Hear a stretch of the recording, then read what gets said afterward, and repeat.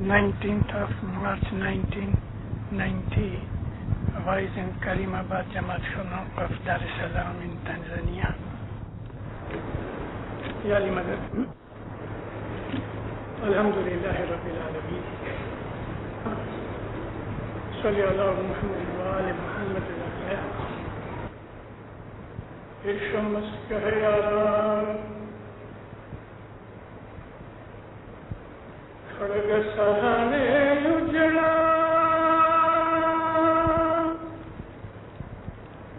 अने नीरे उजड़ा चीरा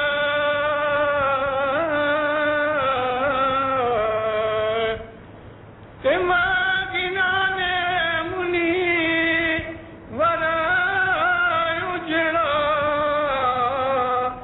एम बोले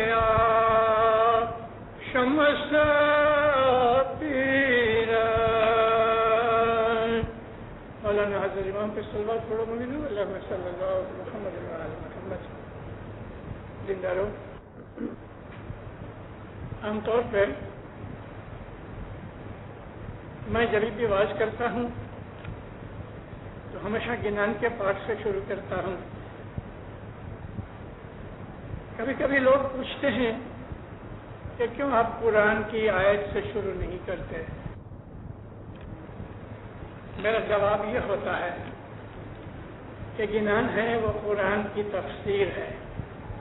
हज़रत इमाम सुल्तान मोहम्मद शाह का फरमान है ये।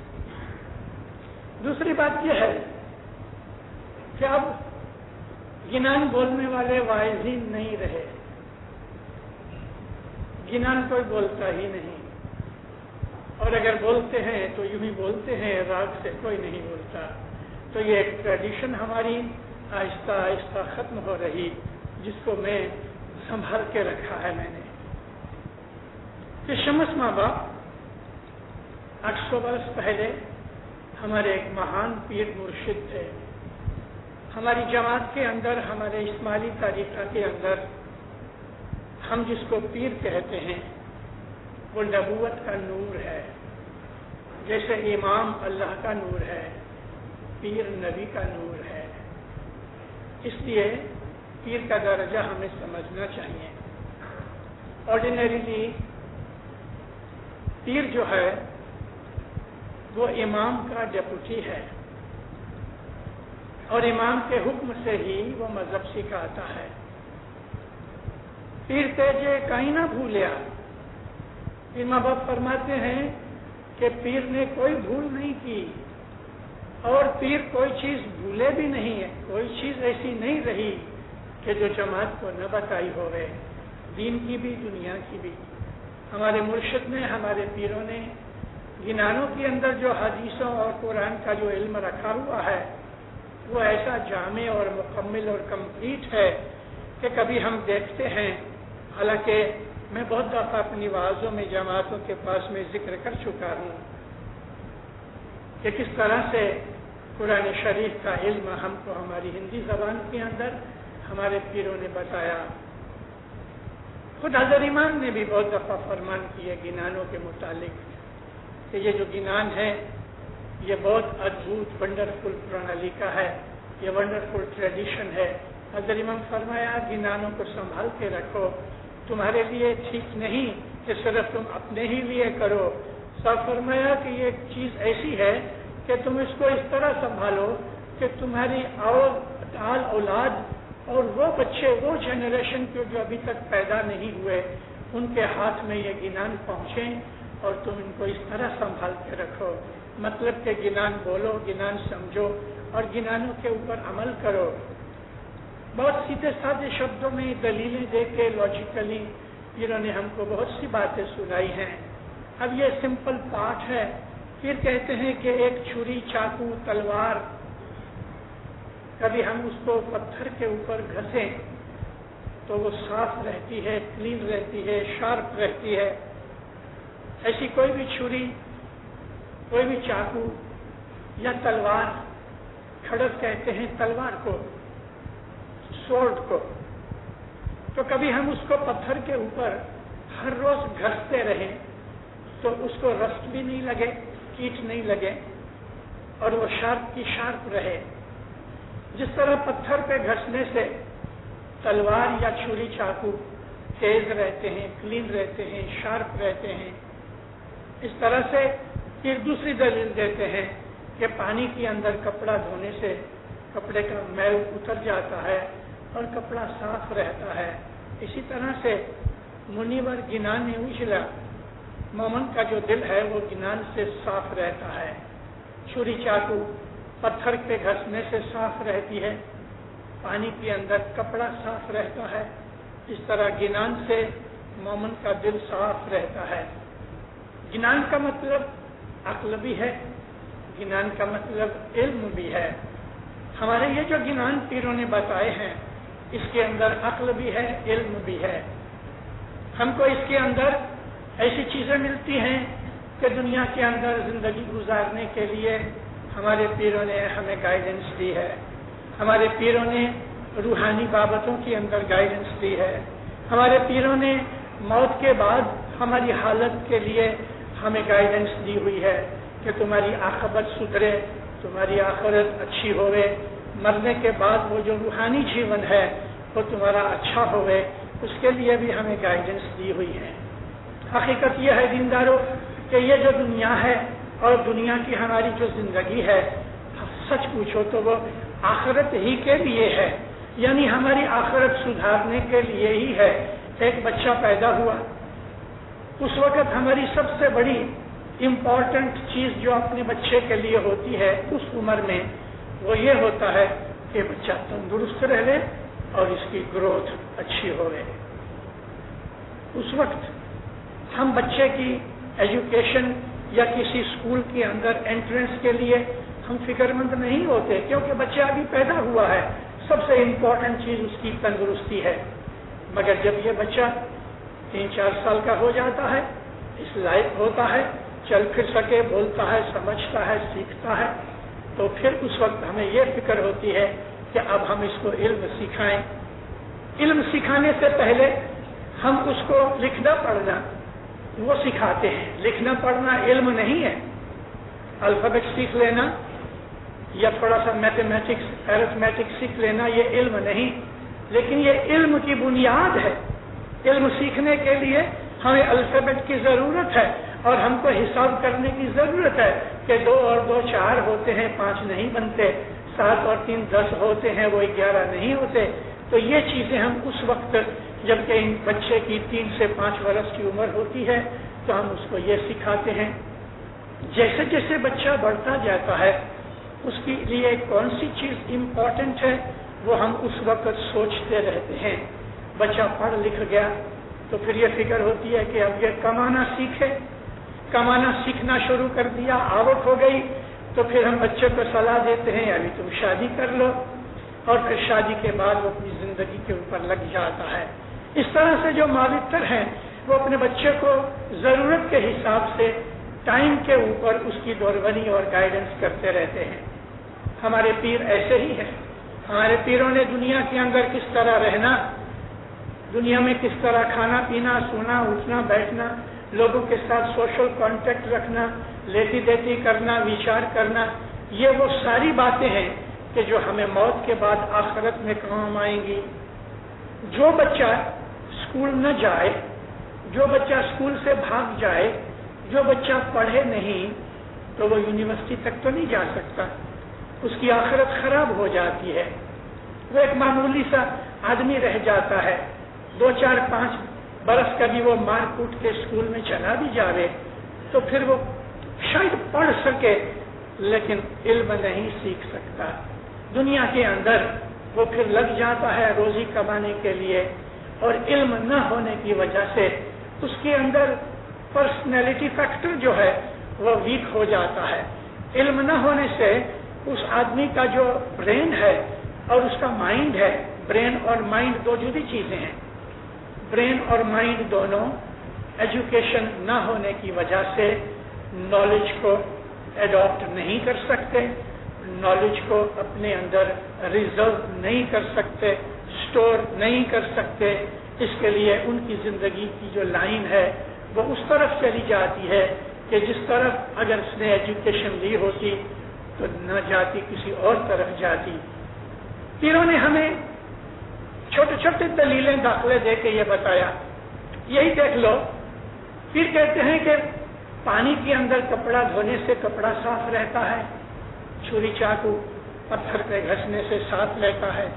اس طرح سے جو مومن ہے اس کو گنان علم سے، گنان علم کو بھی کہتے ہیں، عقل کو بھی کہتے ہیں، دونوں کو مکس کرو تو یہ گنان ہوتا ہے جو انسان کے اندر ایک قسم کی انٹیلیجنس کو تقویت اور طاقت دینے جیسی چیز ہوتی ہے. انسان میں بدھی پیدا ہوتی ہے، انٹیلیجنس پیدا ہوتی ہے، وہ رائٹ اور رانگ کو سمجھ سکتا ہے اور اس طرف وہ سٹیپس لیتا ہے کہ جو سٹیپس اس کے لیے بھلے ہوتے ہیں. وہ آدمی کے جس کے پاس گنان نہیں ہے وہ دنیا کے اندر ٹیمپٹڈ ہو جاتا ہے. ٹیمپٹڈ کا مطلب کھینچا جاتا ہے، سوچے سمجھے بغیر عاقبت وغیرہ فیوچر اس کو سمجھ نہیں آتی. ٹیمپٹیشن کے کارن سے وہ آدمی اپنے دل کے اوپر کنٹرول نہیں رکھ سکتا کیونکہ اس کے پاس علم نہیں ہے اور اس کو فیوچر نہیں سوچتا. یہ بات سمجھنے کے لیے میں آپ کو ایک چھوٹی سی سٹوری سناؤں، اور یہ سٹوری مولانا امام سلطان محمد شاہ نے ہمیں سنائی ہے. مولا فرماتے ہیں ایک آدمی مسافری پہ نکلا. پرانے زمانے کے اندر لوگ پاؤں سے چلا کرتے تھے. اپنی مسافری کا تھوڑا سا جو کچھ بھی سامان وہ ایک گٹھڑی میں باندھا ہوا پیٹھ کے اوپر رکھا ہوا چلا جاتا تھا. کافی دیر چلا گیا، تھوڑی سی بھوک بھی لگی تو اس کی نظر پڑی کہ ایک جھاڑ کے اوپر، ایک درخت کے اوپر مدھ کوڑا لگا ہوا ہے، یعنی ہنی کوم پڑا ہے. جلدی سے اس نے وہ اپنی پوٹلی گٹھڑی نیچے رکھ دی اور جھاڑ کے اوپر چڑھنے لگا. عقل نہیں تھی، گنان نہیں تھا، اس کے لیے سوچے سمجھے بغیر کہ میں یہ کیا کر رہا ہوں، وہ اتنا ٹیمپٹڈ ہو گیا، اتنا وہ اس بات کے اندر مد کو دیکھ کے بے چین ہو گیا کہ اپنے مائنڈ پہ کنٹرول نہ رکھ سکا. اور فیوچر کے لیے اگم نگم کی جو بات انسان کو سوچنی چاہیے کہ میں کچھ کام کروں گا تو اس کا ریزلٹ میرے لیے اچھا ہوگا کہ برا ہوگا، یہ بدھی اس آدمی کے اندر نہیں ہوتی کہ جس کے اندر علم نہیں ہوتا. اب ہم انکنٹرولیبل آدمی جس کو سیلف کنٹرول نہیں رہتا، جس کے اندر مائنڈ کی پاور نہیں رہتی، جس کو یہ پتہ نہیں ہوتا کہ کس ایکشن سے کیا ری ایکشن ہوتا ہے، بس یہ تو چڑھنے لگا. مولانا سلطان محمد شاہ فرمایا اوپر جا کے منہ کے اوپر کپڑا باندھا، اس لیے کہ مکھیاں اس کو پکڑے نہیں. اس نے تو مد کوڑے کا تھوڑا حصہ نکالا اور چوسنے لگا. مد کھانے میں اتنا مست رہا کہ اس نے دیکھا ہی نہیں آجو باجو میں کیا ہوتا ہے. اس کی جو پاور آف آبزروینس تھی ختم ہو گئی کیونکہ بے وقوف تھا. مولا فرمایا جب وہ مد کھا چکا تبھی اس کو بھان آیا. اس نے دیکھا کہ یہ جھاڑ کو، اس درخت کو 2 چوہے، یہ داخلہ میں اسی جماعت خانے میں کچھ برس پہلے دے چکا ہوں. 2 چوہے یعنی مائس، ایک سفید رنگ کا ایک کالے رنگ کا، اس جھاڑ کے جو موڑ تھے، روٹس تھے، اس کو کاٹ رہے تھے.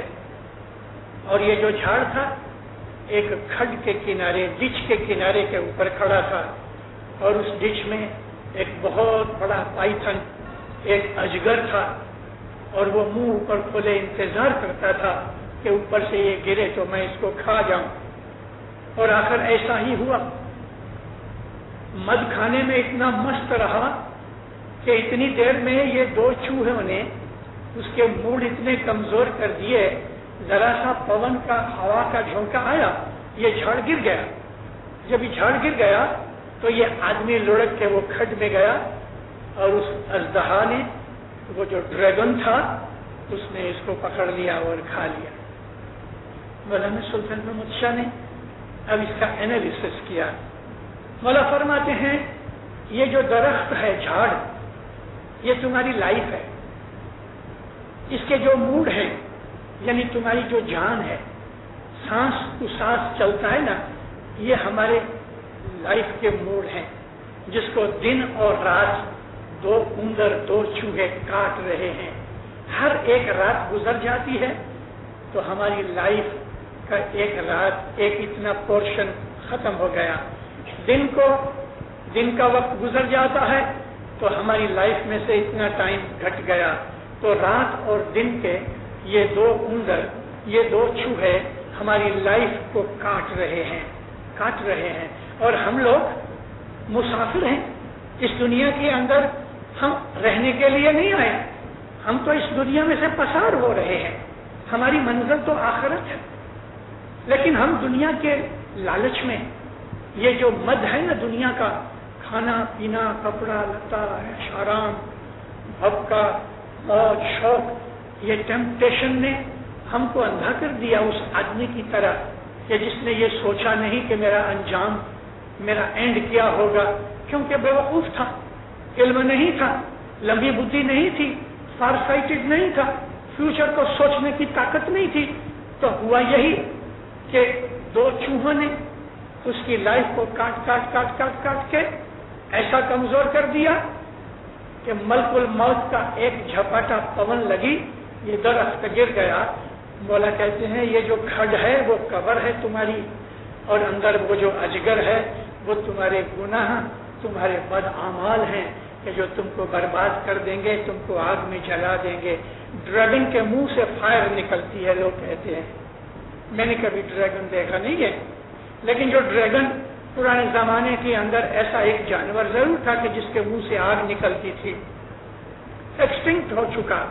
لیکن یہ ڈریگن مولا فرمایا موت ہے جو تم کو نگل لیتی ہے اور وہاں تم کو اس جگہ پہنچاتی ہے کہ جس کے تم لائق ہو.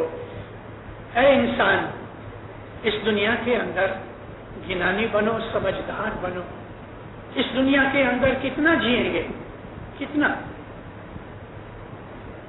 بہت جئیں گے، 100 برس جئیں گے. 100 برس تو کوئی جیتا ہے. ایوریج لائف 60 اور 80 برس کے بیچ میں ہے، اور وہ بھی ڈفرنٹ ملکوں کے اندر عدل بدل ہوتی رہتی ہے. تھرڈ ورلڈ کنٹریز کے اندر ایوریج ایج نکالی گئی یونائٹڈ نیشنز کے ہیلتھ آرگنائزیشن نے between 44 and 48 years. Third world country, پانی گندا، ہوا گندی، انوائرمنٹ گندی، جگہ جگہ گاربیج پڑا ہوا، پسینہ آتا ہے، کپڑوں سے بو آتی ہے، ارد گرد کا جو کچھ بھی ماحول ایٹماسفیئر ہے وہ اتنا کلین نہیں. ہم اپنے درختوں کو جلا دیتے ہیں. یہ ساری چیزیں انوائرمنٹ کو پولیوٹ کرتی ہیں. ان ملکوں کے اندر گرمی ہونے کی وجہ سے بھی انسان کی عمر گھٹ جاتی ہے، کیونکہ گرمی سے ہماری انرجی زیادہ ڈسپیٹ ہوتی ہے. وہ ملک کے جو ویسٹرن کنٹریز کے اندر ایڈوانس ملک ہیں، وہاں بہت اچھے ہیلتھ کی آرگنائزیشن وغیرہ ہیں، جیسے کہ کینیڈا ہے، امریکہ ہے، اور اس طرح سے نارتھ یورپ کی کنٹریز ہیں، particularly Sweden and Denmark, Norway, جن کو اسکینڈینیوین کنٹریز کہتے ہیں. وہاں آدمی کی ایوریج ایج جو ہے تو وہ 79-80 ایئرس پہنچتی ہے ایوریج.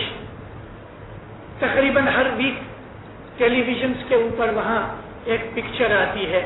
اوور 100 ایئرس کے جو لوگ ہوتے ہیں اس میں موسٹلی عورتیں ہوتی ہیں، لیکن کینیڈا کے اندر ویکلی ایک فیچر دیتے ہیں، اور 100 ایئرس کے اوپر جو آدمی یا عورت ہوتی ہے اس کی پکچر دیتے ہیں، اس کا حالات بتاتے ہیں. وہاں ایسے بہت سے لوگ ہیں جو اوور 100 ایئرس جیتے ہیں، لیکن تھرڈ ورلڈ کنٹریز کے اندر 100 ایئرس کا جینا تو بہت دور ہے. 80-90 سال تک بھی آدمی پہنچتا نہیں.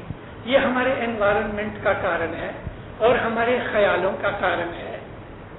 یہاں اس دنیا کے اندر جہاں ہم رہتے ہیں، اچھائیاں بھی ہیں، برائیاں بھی ہیں. تنزانیہ کی بات کرتا ہوں. تنزانیہ یا افریقہ تھرڈ ورلڈ کنٹریز میں آتا ہے. تنزانیہ ہماری دنیا کے 20 جو بالکل موسٹ ڈپریسڈ اور پورسٹ کنٹریز جو ہے نا، ان کے اندر تنزانیہ بھی ہے، 20 کنٹریز میں سے ایک ہے، لیکن تنزانیہ میں بہت سی چیزیں اچھی ہیں کہ جو نارتھ امریکہ یا کینیڈا میں کدھر نہیں ہے، بہت سی چیزیں وہاں اچھی ہیں جو یہاں نہیں ہے۔ میں ان کی ڈیٹیلز دینا نہیں چاہتا، لیکن میں کہنا یہ چاہتا ہوں کہ انسان دنیا میں کہیں بھی ہوئے اس کا خیال یہ ہونا چاہیے کہ میری آخرت کا کیا ہوگا، مرنے کے بعد میرا کیا حال ہوگا، موت کے بعد میں مولا کے پاس جا کے کھڑا کیا جاؤں گا تو میں سفید منہ لے کے جاؤں، مولا جب میرے سے حساب لے لے تو مولا میرے کو کہے شاباش تم کوئی نقصان کر کے نہیں آئے، اور میں نے تمہارے لیے یہ خوشی کی اور جنت کی جگہ رکھی ہوئی ہے۔ لیکن ہم مولا کے پاس جا کے جب ہی کھڑے ہو جائیں اور مولا ہمارا چوپڑا کھولے تو شرم سے ہماری آنکھیں نیچی ہو جائیں، ہم دروچتے کانپتے رہیں، کیونکہ پھر کہتے ہیں ایسی حالت میں کیا ہوگا، آنے پانے جیون پاپ لکھانا میں دھرم نو اکھر نہ سوجے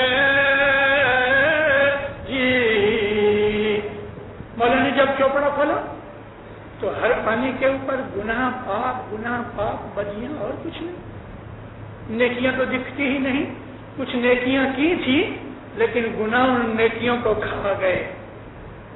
بہت سی پاورفل نیکیاں چھوٹے چھوٹے گناہوں کو کھا جاتی ہیں، لیکن بہت سے پاورفل گناہ نیکیوں کو کھا جاتے ہیں۔ نیکیاں گناہوں کو کھاتی ہیں، گناہ نیکیوں کو کھاتی ہیں، اور آخر میں کون باقی رہے گا؟ اگر نیکیاں کمزور اور تھوڑی ہیں تو نیکیاں ختم ہو جائیں گی، گناہ ہی رہ جائیں گے، اور اگر گناہ کمزور ہے اور نیکیاں پاورفل ہیں تو نیکیاں سب گناہوں کو کھا جائیں گی اور بعد میں نیکیاں رہ جائیں گی۔ یہ جو دنیا ہے ہمارے لیے یہ اسکول ہے، یہ عمل کی جگہ ہے، یہ ایگزامینیشن کی جگہ ہے، یہ وہ جگہ ہے کہ جہاں ہم اپنا فیوچر، موت کے بعد کا جو ایٹرنل جیون ہے ہم وہ بناتے ہیں۔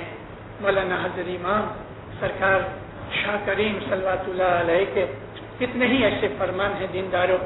مولا فرمایا کہ تم آخرت کا خیال کرو۔ یہ دنیا کے اندر مولا فرمایا انسان کی دو چیزیں ہیں، ایک وہ ہے کہ جو دنیاوی لائف ہے، اور دنیاوی لائف 70 80 کے 90 برس کی ہے۔ مولا فرمایا دوسری تمہاری روحانی لائف ہے جو اٹرنل ہے، وہ اٹرنل لائف جو ہے وہ ہمیشہ رہنے والی ہے۔ یہ جو ایٹرنیٹی ہے یعنی کہ جس کی کبھی بھی اینڈ ہونے والا ہی نہیں، وہ ہماری روحانی زندگی ہے، وہاں ہم کو ہمیشہ رہنا ہے۔ اگر یہ 70 80 کے 100 برس کی زندگی ہم نے ادھر ٹیمپٹیشن کے اندر، گناہ بدیوں کے اندر، موج شوق کے اندر گزار دی تو وہ ایٹرنل لائف ہماری خراب ہو جائے گی، ہمیشہ کے لیے خراب ہو جائے گی، اس کو پھر سدھارنا مشکل ہوگا۔ مگر یہاں کا بھی ہم نے دکھ اٹھا لیے اور یہ دکھ اٹھا کے ہم نے اپنی آخرت بچا لی تو یہ زندگی تو گزر ہی جانے والی ہے، مگر وہ ایٹرنیٹی ہمارے لیے ہاتھ کھول کے ایک ایسی ماں کی طرح کہ جس کا بچہ دور چلا گیا تھا، اب وہ ماں کے پاس بھاگتا آیا ہے تو ماں اس کے لیے ہاتھ کھول کے انتظار کر کے بیٹھی ہے، اس کو اپنے سینے سے لگا لیتی ہے۔ ایٹرنیٹی ہماری روحانی زندگی ہے، اپنی روح کا خیال کرنا چاہیے۔ ہم اسماعیلی کوئی ایک سوسائٹی نہیں، ہم ایک نیشن نہیں، ہم ایک گروپ نہیں، ہماری کوئی کلب نہیں، یہ تو ایک مذہب ہے، اسماعیلی مذہب ہے۔ اسماعیلی طریقہ روحانی طریقہ ہے، اسماعیلی طریقہ باطنی طریقہ ہے۔ اس کو گروپ یا کسی ایک سوسائٹی یا کلب کی طرح ڈیل مت کرو، اس کے ساتھ یہ مذہب ہے اور مذہب کے ساتھ مذہب کی طرح چلنا چاہیے۔ ٹھیک ہے ہماری جماعت ہے اور جماعت کے اندر ہماری سوشل زندگی، ہماری روحانی زندگی، ہماری دنیاوی زندگی، ہماری میٹریمونیل زندگی یعنی شادی والی زندگی، یہ تمام زندگیاں ہماری جماعت کے ساتھ کنیکٹڈ ہیں۔ ہم ایک دوسرے کے ساتھ بدھے ہوئے ہیں، ہم ایک دوسرے کے روحانی بھائی بہن ہیں، ہم ایک دوسرے کے ساتھ حضرت امام کے نام سے اور حضرت امام کے تھرو سے اپنے اس اسماعیلی مذہب کی ریت سے بندھے ہوئے ہیں. ہم ایک دوسرے سے چھوٹے نہیں ہو سکتے.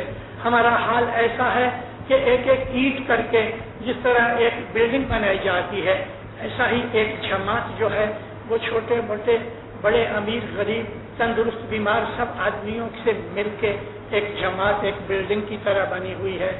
ایک بھی اینٹ اس میں سے اگر نکل جائے تو دوسری اینٹیں کمزور ہو جاتی ہیں. ہماری جماعت ایک فیملی کی طرح ہے. ہماری جماعت ایک بلڈنگ کی طرح ہے کہ جس کے اندر ہر ایک اسماعیلی اپنا پارٹ ادا کرتا ہے. ایسا ہمیں کوئی کام نہیں کرنا چاہیے کہ جس سے ہماری جماعت کو نقصان ہوئے. مجھے بہت خوشی ہے اس بات کے لیے کہ تنزانیہ کے اندر جماعت میں خاص طور پہ ینگسٹرز کے اندر جماعت کی سیوا کرنے کی بھاونا بہت اچھی ہے. یہ ہمارے لیے ایک فخر کی بات ہے، بہت اچھی چیز ہے یہ. لیکن صرف جماعت کی سیوا کرنا، چٹائیاں اٹھانی، کرسیاں رکھنی، جھاڑو نکالنا، پانی پلانا اور کچھ کام کاج کرنے والنٹیئر کی طرح کے بھائیاں اور بھائی سب لوگ اعلیٰ درجے کی چیز ہے. لیکن صرف یہ سیوا ہی کوئی مذہب نہیں ہے. یہ سیوا ہی کرنے سے نجات نہیں ملے گی. خالی سیوا ہی کرتے رہو گے، دعا نہیں پڑھو گے، جماعت خانے نہیں آؤ گے، دسوند نہیں دو گے، امام کا فرمان دوسرے فرمان نہیں مانو گے تو دینداروں خالی سیوا کر لینے سے چھوٹ نہیں جاؤ گے. البتہ سیوا کا ثواب ضرور ملے گا، ضرور ملے گا. لیکن سیوا کا ثواب عبادت کے بغیر، دسوند کے بغیر پھلے گا نہیں. سیوا ضرور کرو، بڑی اچھی چیز ہے. دوسرے کی مدد کرنا ایک عبادت کے درجے کی طرح ہے. دوسرے کی مدد کرنے سے خدا راضی ہوتا ہے. مگر وہ آدمی جو دوسروں کی مدد کرے، جماعت کی سیوا کرے، کسی کے کام آوے، وہ کبھی دسوند دے برابر، وہ صبح کی عبادت برابر کرے، وہ 3 وقت کی دعا برابر پڑھے، وہ جماعت خانے کی حاضری برابر دے، وہ مولا کے فرمان کے اوپر اپنی روزی کماوے اور اپنا جیون گزارے، تو دینداروں سیوا اس آدمی کو 4 چاند لگا دیتی ہے. سیوا اس کے لیے بہت کام آتی ہے. عبادت بندگی کی اگر کوئی بھول چک رہ جاتی ہے تو مولانا سلطان محمد شاہ فرمایا کہ سیوا اس کو پورا کرتی ہے. لیکن سیوا امام فرماتے ہیں ایک تالیقے میں، مولا فرمایا اگر سیوا ہی کرتے رہو گے اور عبادت نہیں کرو گے تو تم کو فخر آ جائے گا، تم کو پرائڈ آ جائے گا اور گر پڑو گے. تمہاری سیوا کرنے پر بھی تمہیں کچھ نہیں ملے گا. کیوں کہ پرائڈ آ جائے گا. سیوا کی بھاونا ہی یہ ہے کہ انسان ہمبل بنے. سیوا کا مطلب ہی یہ ہے. سنسکرت زبان کا لفظ جو سیوا ہے، عربی زبان کے اندر ہم اس کو عبادت کہتے ہیں. سیوک یعنی سیوا کرنے والا، اور ادھر عابد کہتے ہیں عبادت کرنے والے کو. تو سیوا ہے وہ عبادت ہے. سنسکرت میں سیوا، عربی میں عبادت. سنسکرت میں سیوک، عربی کے اندر عابد یا بندہ. تو سیوا جو ہے بڑی اچھی چیز ہے. مگر یہ سیوا وہ فرضوں کے اوپر پورا کرنے کے علاوہ ہے. یعنی اپنے پہلے فرض پورے کر کے پھر سیوا کرو. ایک سیوا ہے ادھر، یعنی جماعت کو پانی پلانا. میں ایک خالی مثال دوں. سیوا کے بہت پرکار بھی ہیں.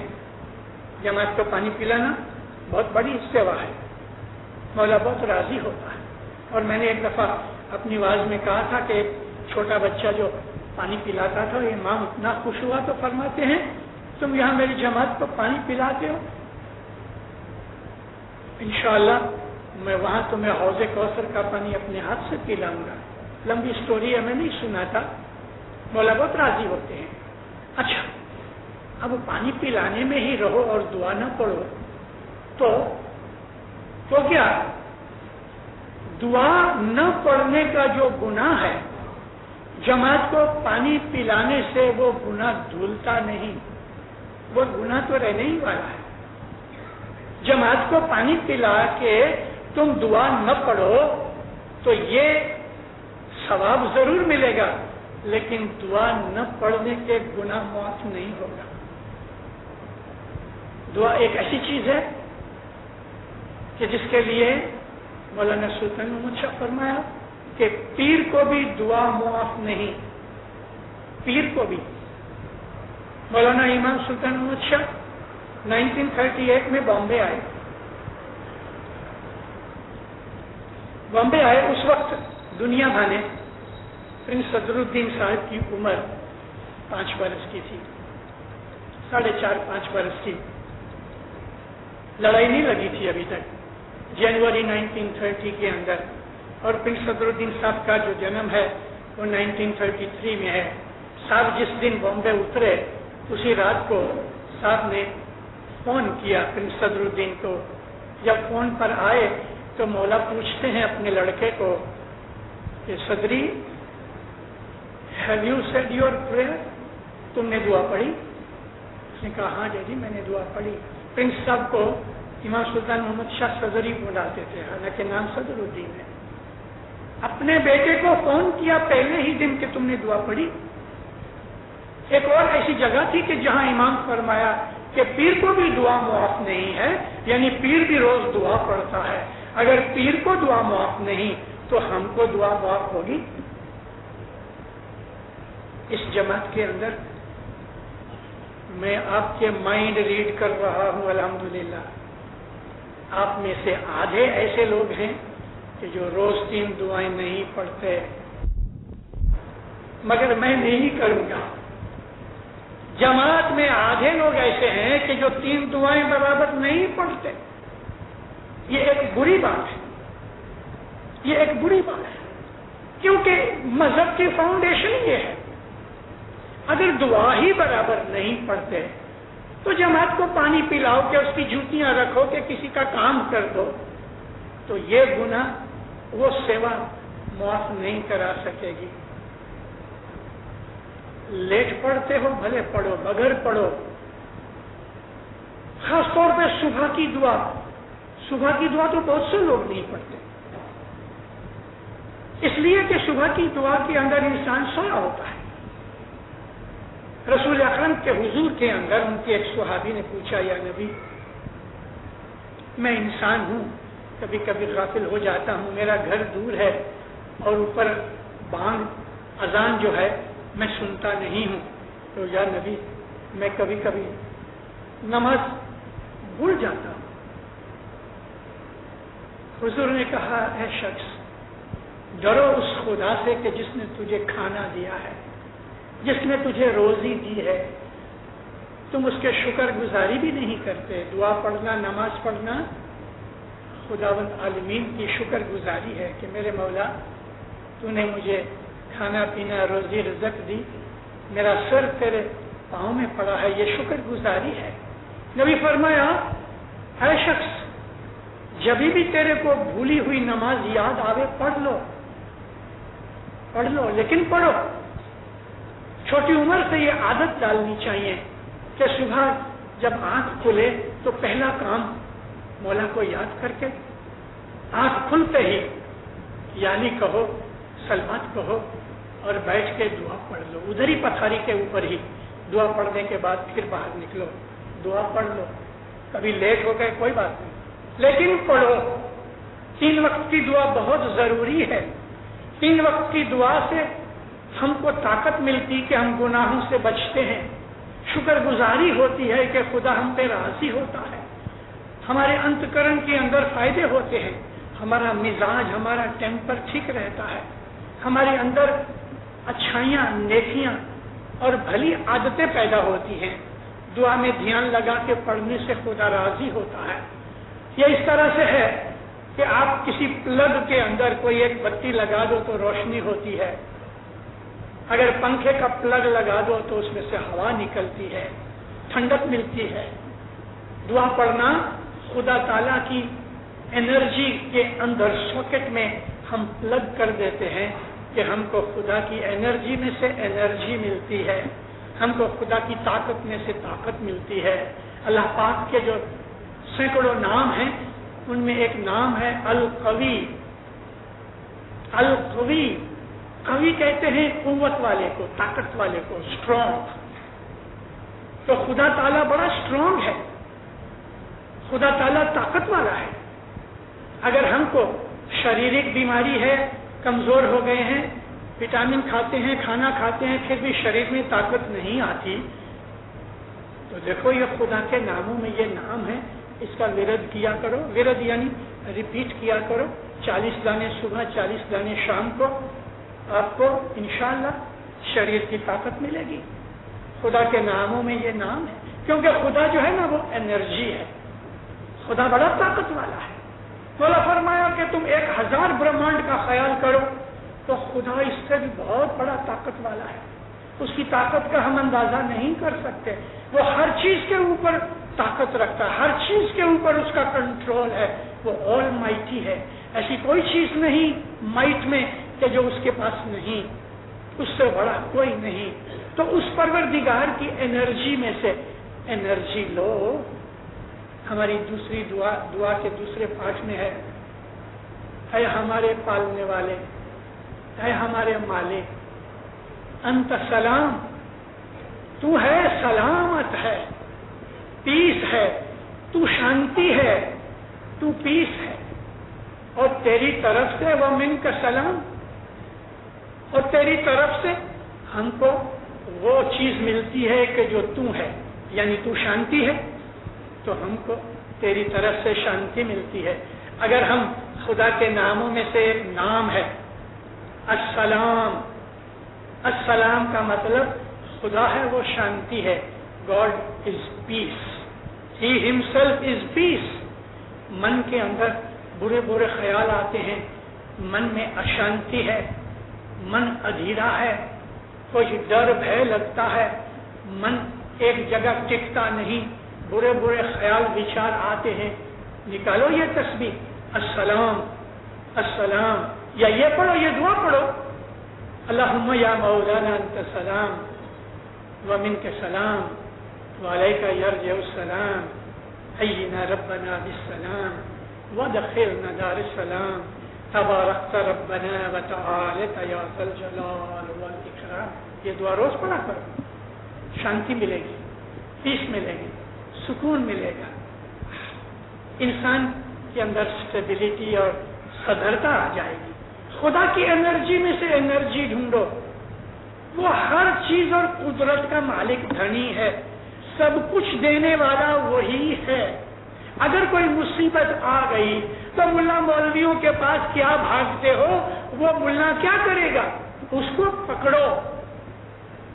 اکبر بادشاہ، ہندوستان کا سمراٹ، ایمپرر، شہنشاہ اکبر، مغلیہ سلطنت میں سب سے پاورفل بادشاہ یہ اکبر تھا. اسی لیے اس کو کہتے ہیں اکبر اعظم، اکبر دی گریٹ. پڑھا لکھا نہیں تھا مگر بہت چالاک اور سمجھدار تھا. گرمی کا دن تھا تو اپنے محل کے باہر جہاں ٹھنڈی سی ہوا آ رہی تھی اور وہ بالکل پیچھے کی سائڈ تھا، وہاں یہ مصلی بچھا کے تو دوپہر کی نماز پڑھ رہا تھا. نماز پڑھ چکا، اس نے 2 ہاتھ اٹھائے اور گڑ گڑا کے یعنی بہت ہی ہمبلی رزن کر کے، لیمنٹ کر کے خدا کے پاس مانگ رہا تھا. ایک مانگنے والا بیگر، ایک فقیر، جہاں یہ بادشاہ تھا اس سے تھوڑی دور پاڑ باندھی ہوئی تھی، یعنی فینس تھی. تو فینس کے باہر وہ بادشاہ کو دیکھ کے کھڑا ہو گیا، اس امید کے اوپر کہ بادشاہ ابھی جو میری طرف نظر کرے گا، نماز پڑھ لے گا تو میں کچھ مانگوں گا. مگر جب نماز پڑھنے کے بعد بادشاہ نے ہاتھ اٹھائے اور گڑ گڑا کے خدا کے پاس مانگنے لگا تو فقیر چلا گیا. جب اس نے نماز پوری اور دعا پوری کی تو کھڑا ہو کے فقیر کو آواز لگائی. آواز سن کے کوئی باہر جو پہرے کے اوپر کوئی سپاہی تھا وہ بھاگ کے فقیر کو پکڑ لایا. بادشاہ کہنے لگا تم بڑی دیر سے کھڑے تھے، پھر کیوں چلے گئے؟ کہتا ہے بادشاہ میں نماز تک تو ٹھہرا کہ تم نماز پڑھتے تھے. میں نے سوچا نماز پڑھ لو تو میں اپنی کوئی حاجت بیان کروں. تو بادشاہ ہے, خدا نے تجھے بادشاہی دی ہے تو مجھے تھوڑی مدد کرے گا. مگر تم نے جب یہ ہاتھ اٹھا کے مانگنا شروع کر دیا تو میں نے سوچا اتنا بڑا بادشاہ وہ بھی مانگ رہا ہے, تو اتنا بڑا بادشاہ جس کے پاس سے مانگتا ہے تو میں کیوں اس کے پاس نہ مانگوں. اکبر بڑا حیران ہوا, کہتے اندر آؤ. اس نے صدا لگائی, مانگ اس داتا سے, مانگ اس داتا سے جو داتا کو دیتا ہے. ارے اس سے کیا مانگتا ہے جو آپ مانگ لیتا ہے. جو خود مانگ رہا ہے اس کے پاس سے تو کیا مانگتا ہے. یہ ملا مولوی جو خود مانگتے ہیں وہ تم کو کیا دیں گے. اس مولا کو مانگو, پکڑو کہ جو سب کا داتا ہے, سب کو دیتا ہے, ہر چیز دیتا ہے. اولاد مانگو دے گا, پیسہ مانگو دے گا, عزت مانگو دے گا, تندرستی مانگو دے گا. کون سی چیز چاہیے. اور اس کے پاس جانے کی, اس کا دربار ہے, اس کا گھر ہے. آؤ اس کے گھر پہ آ کے صدا لگاؤ, اے داتا تو سب کا داتا ہے, میری جھولی بھی بھر دے. تیرا خزانہ کھٹنے والا نہیں مولا, میرا خزانے کا, میرے لیے خزانے کا منہ کھول دے. کتنا لوٹ سکے گا آدمی. خدا تعالیٰ کے ناموں میں جو تبارک تعالیٰ نام ہے, تبارک ربنا, ہے ہمارے پالنے والے, تو برکت والا ہے. برکت والا یعنی تیرا خزانہ کبھی کبھی کبھی بھی خالی ہونے والا نہیں. اس میں سے کتنا بھی نکالو خدا کا خزانہ خالی نہیں ہوگا. اس لیے اس کو کہتے ہیں برکت والا, اور خدا برکت والا ہے. اس کے خزانے میں کوئی چیز کی کمی نہیں. مگر ایک بات ضرور ہے,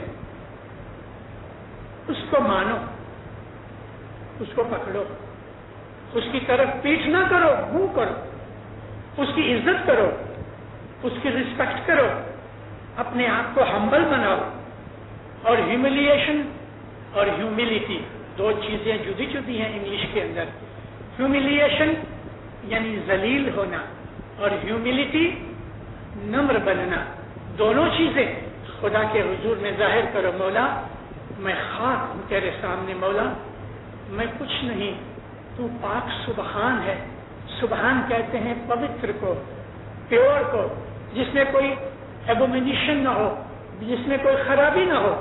تو پاک ہے, میں گندا ہوں, ناپاک ہوں, لیکن تیرے نام سے میں پاک بنوں گا, تیرے نام سے. تو خدا تعالیٰ ہے پوتر اور پاک ہے. خدا تعالیٰ قادر مطلق ہے. خدا تعالیٰ رحیم ہے, وہاب ہے, بخششیں دینے والا ہے, رحمان ہے, فضل کرنے والا ہے, مانگے بغیر دینے والا ہے. اس پروردگار کے پاس آؤ, اپنے دل کے اندر علم گنان حاصل کر کے, خدا کی سمجھ اور معرفت حاصل کر کے عبادت کرو, جماعت کی خدمت بھی کرو, بزنس بھی کرو, نیک اعمال کرو, 10 وقت سکریت میں پورے رہو, اور اس طرح اپنی زندگی گزارو کہ جب موت کا بلاوا آوے تو ہمارے لیے خود مولا ایروپلین لے کے آوے اور ہم کو بٹھا کے لے جاوے. ایسا نہ ہوئے کہ ایسے فرشتے بھیجے کہ جس کو دیکھ کے ہی موتر نکل جاوے اور ڈر کے مارے ہماری جان بھی نکل نہ سکے. اور جان ایک دن ضرور نکلے گی. تو دینداروں, اپنے مذہب کو سمجھ کے اپنے مذہب کے اوپر عمل کرو, محبت اور پیار اور عزت آبرو رکھو, مذہب کی رسپیکٹ رکھو. یہ بہت بڑی اعلیٰ درجے کی ضرورت ہے مذہب کی. حضرت امام کی محبت میں رہو, دین و دنیا کی بلائیں آفتیں دور ہو جائیں گی انشاءاللہ. مولا آپ کی نیک امیدیں پوری کرے, مولا حقیقتی سمجھ دے, بدیوں گناہوں نافرمانیوں سے بچاوے, دین و دنیا کی بھلائیاں نیکیاں رحمتیں بخششیں آبادیاں برکتیں دے. مولانا حضرت امام آپ کے اوپر راضی ہوئے, آپ کی جان مال میں, آل اولاد میں, آبرو عزت میں, روزی روزگار میں, تندرستی میں, ایمان میں, عزت میں برکت دے. آپ کی دعائیں قبول کرے, حق کے اوپر رکھے, اور مولانا حاضر امام کی فرمان برداری میں ہمارا جیون جاوے. ظاہر و باطن مولا دیدار نصیب کرے. ہے جی